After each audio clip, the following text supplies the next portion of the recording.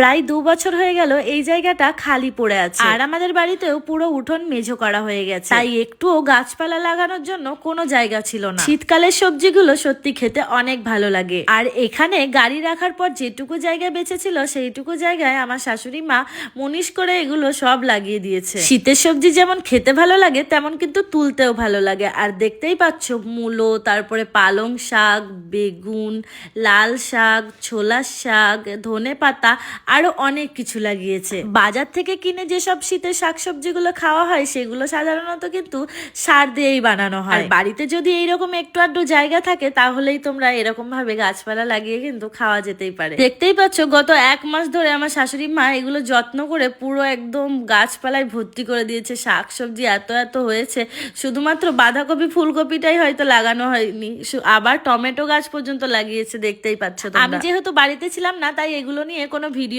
তোমাদেরকে দিইনি। আর দেখতেই পাচ্ছ এই ছোলার শাকগুলো একদিন কিন্তু আমাদের তুলে খাওয়া হয়ে গেছে, আর এর ভিতরে প্রচুর প্রচুর ঘাস জন্মেছে।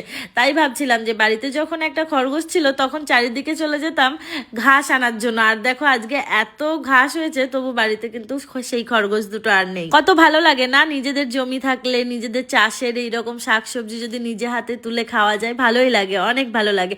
আর দেখতে পাচ্ছ এখানে 2-4টে সর্ষে গাছও হয়েছে।